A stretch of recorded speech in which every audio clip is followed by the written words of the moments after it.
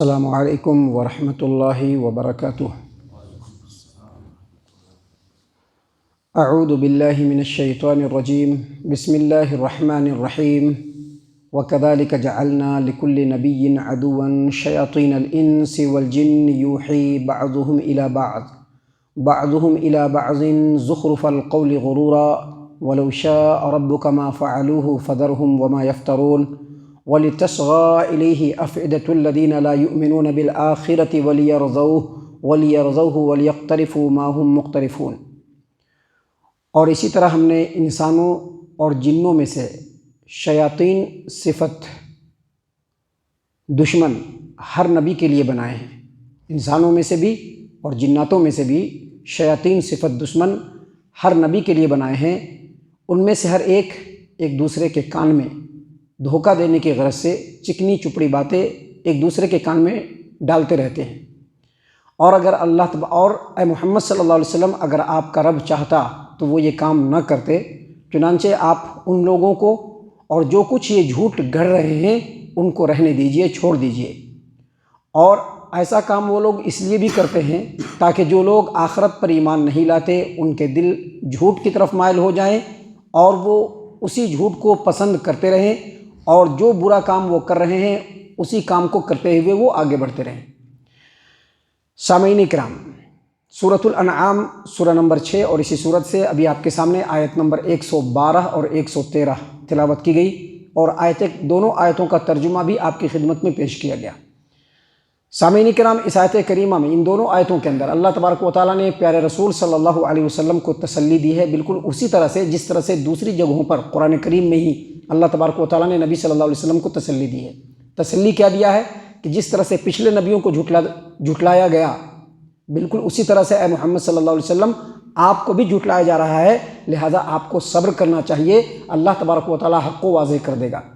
بالکل اسی طرح سے اللہ تبارک و تعالیٰ نے ان آیتوں کے اندر بھی نبی اکرم صلی اللہ علیہ وسلم کو تسلی دی ہے کہ حق و باطل کا معرکہ اور حق و باطل سے آمنا سامنا ہر نبی کو ہوا ہے، اور نبیوں کے مقابلے میں جتنی بھی شیطانی قوتیں ہیں، چاہے وہ انسانوں کی شکل میں ہو، چاہے وہ شیطانوں جناتوں کی شکل میں ہو، نبیوں کے مقابلے میں وہ قوت ہمیشہ ڈٹ کر کے کھڑی رہی ہے، اور نبیوں کے مقابلے میں ہمیشہ وہ نبی کی سچائی کو دبانے کی کوشش کرتے رہے ہیں۔ ہر زمانے میں انبیاء کے ساتھ، انبیاء کے مقابلے میں کچھ ایسے شیطان صفت لوگ رہے ہیں جو انبیاء کے خلاف لوگوں کو ورغلانے کے لیے، ان کی دعوت سے لوگوں کو بھڑکانے کے لیے، ان کے خلاف مختلف قسم کی تدبیروں کو کرنے کے لیے لوگوں کے کان میں چکنی چپڑی باتیں ڈالتے رہے ہیں۔ جیسا کہ دیکھیے، یہودیوں نے نبی اکرم صلی اللہ علیہ وسلم کے زمانے میں کیا کیا۔ یہودیوں نے نبی صلی اللہ علیہ وسلم کے زمانے میں نبی صلی اللہ علیہ وسلم کی حق کی دعوت کو دبانے کے لیے اور لوگوں کو اس دعوت سے ڈائیورٹ کرنے کے لیے ایک چال چلی۔ حالانکہ چال بہت سارے چلے، لیکن فار ایگزامپل بتلا رہے ہیں، انہوں نے ایک چال کیا چلی کہ انہوں نے کہا کہ کچھ یہودی نوجوان یا کچھ یہودی لوگ صبح کے وقت نبی صلی اللہ علیہ وسلم پر ایمان لے آئے اور بعد میں چل کر کے نبی صلی اللہ علیہ وسلم کے ایمان سے مرتد ہو جائیں۔ کیوں مرتد ہو جائیں؟ تاکہ لوگوں کو یہ پتہ چلے کہ یہودی لوگ تو عالم ہیں، وہ لوگ تو اللہ کی کتاب کو جاننے والے ہیں، اگر محمد صلی اللہ علیہ وسلم کا دین سچا ہوتا تو یہ لوگ ایمان لا کر کے پھر مرتد نہیں ہوتے، ضرور دال میں کچھ کالا ہے، یہ جو دین ہے یہ سچا دین نہیں ہے۔ اس طرح کی چکنی چپڑی باتیں نبیوں کے خلاف، نبیوں کی دعوت کے خلاف، ان کے مشن کے خلاف، ایسے شیطان صفت لوگ جو انسانوں میں سے بھی ہوتے تھے اور جناتوں میں سے بھی ہوتے تھے، وہ نبیوں کے خلاف اس طرح کے پروپیگنڈے کیا کرتے تھے۔ اللہ تبارک و تعالیٰ نے اسی بات کو یہاں پر واضح کرتے ہوئے واضح انداز میں کہا کہ وَكَذَلِكَ جَعَلْنَا لِكُلِّ نَبِيٍّ عَدُوًّا شَيَاطِينَ الْإِنسِ وَالْجِنِّ، اور اسی طرح سے ہم نے شیطان سیرت انسانوں کو بھی اور جناتوں کو بھی نبیوں کا دشمن بنایا ہے، ہر نبی کا دشمن بنایا ہے۔ اور ان کا کام کیا ہوتا تھا؟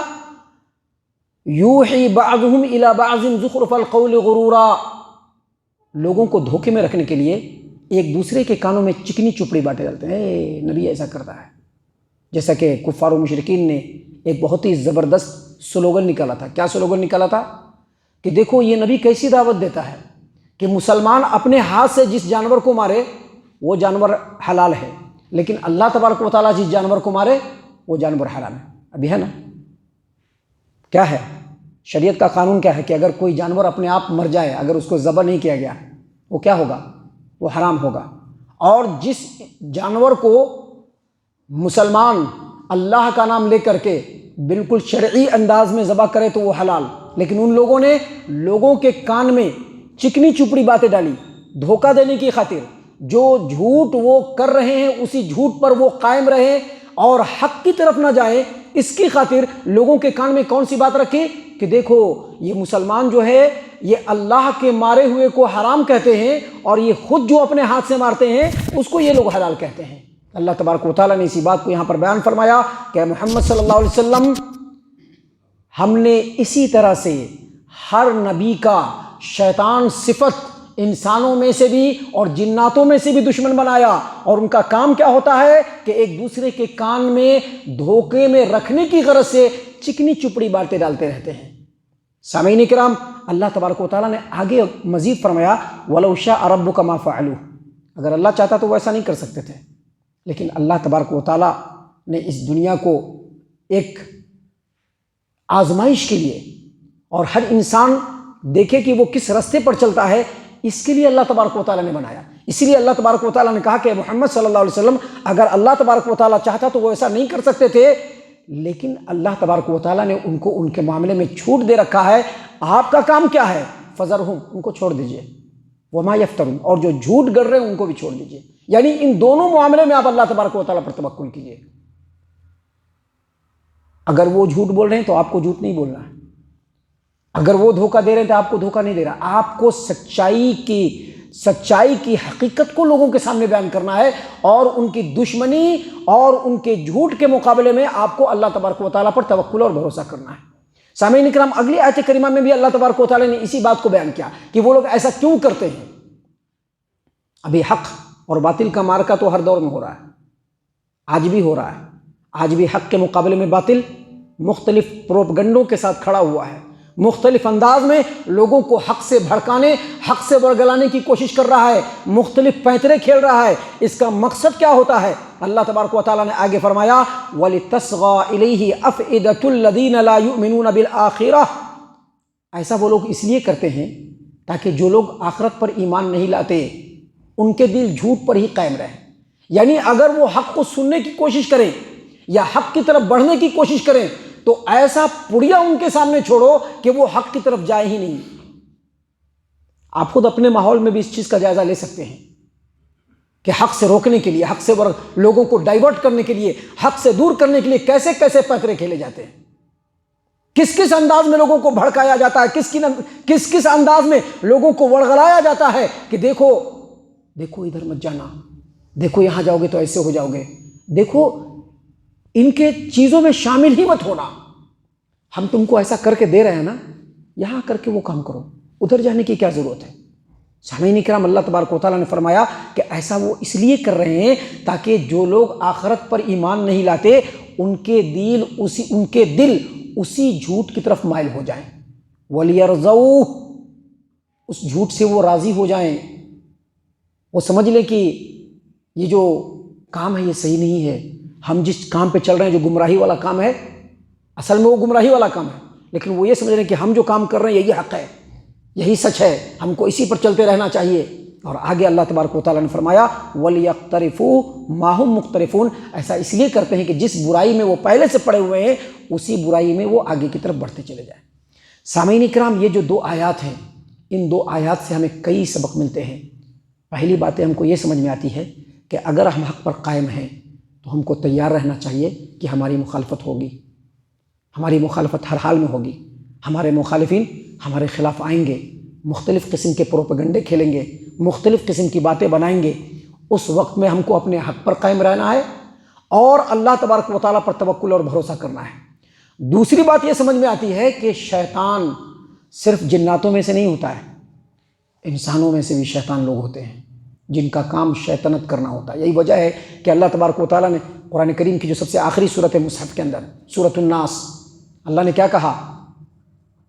الذی یوسوس فی صدور الناس من الجنۃ والناس، اس شیطان سے اللہ تبارک و تعالیٰ میں اپنے رب کی پناہ چاہتا ہوں جو لوگوں کے دلوں میں وسوسہ ڈالتا ہے اور یہ کون کون ہوتے ہیں؟ جناتوں میں سے بھی ہوتے ہیں اور انسانوں میں سے بھی ہوتے ہیں۔ اس آیت کریمہ سے یہ بات بھی پتہ چلتی ہے۔ لہٰذا ایسے شیطان صفت انسانوں سے ہمیشہ خبردار رہنا ہے، ہوشیار رہنا ہے۔ جو پہلی آیت کریمہ آپ کے سامنے پڑھی گئی، اس سے یہ بات بھی ثابت ہوتی ہے کہ حق کے مقابلے میں ہمیشہ باطل پرست لوگ قائم رہیں گے۔ اور سب سے بڑی بات جو ثابت ہوتی ہے وہ یہ کہ علماء کرام انبیاء علیہم السلام کے وارثین ہیں۔ اللہ کے رسول صلی اللہ علیہ وسلم نے خود فرمایا ہے، العلماء ورثۃ الانبیاء، علماء انبیاء کے وارث ہیں۔ وارث ہیں کس چیز میں؟ علم میں۔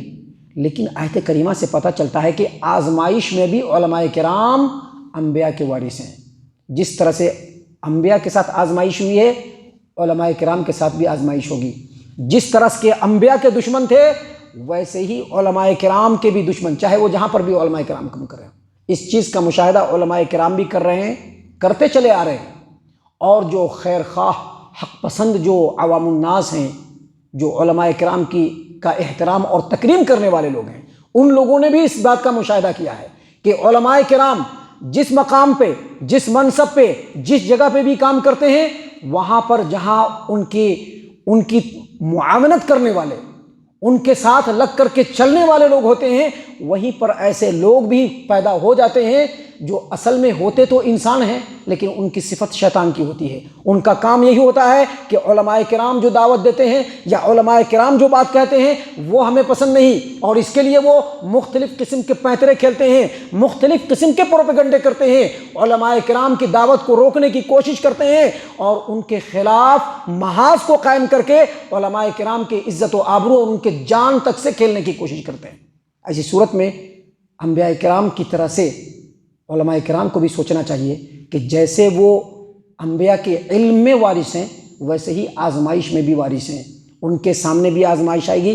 ایسے آزمائش کی گھڑی میں ان کو چاہیے کہ وہ اللہ تبارک و تعالیٰ پر توکل کرتے ہوئے حق بات کو لوگوں کے سامنے پیش کرتے رہیں، حق بات کو لوگوں کے سامنے بیان کرتے رہیں، پورے صبر و استقلال کے ساتھ اللہ تبارک و تعالیٰ پر توکل کرتے ہوئے جس مشن کو نبیوں نے آگے بڑھایا، علماء کرام کو بھی آگے بڑھاتے رہنا چاہیے، کیونکہ جیسے ان کے دشمن تھے ویسے ہی ان کے بھی دشمن ہوں گے۔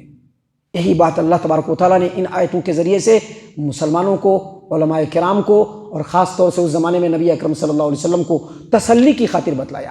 ہم اللہ تبارک و تعالیٰ سے دعا کرتے ہیں کہ اللہ تعالیٰ ہم تمام کو ان تمام باتوں کے اوپر خوب غور و فکر اور تدبر کرنے کے ساتھ ساتھ ان باتوں کے اوپر عمل کرنے کی بھی توفیق عنایت فرمائے، آمین۔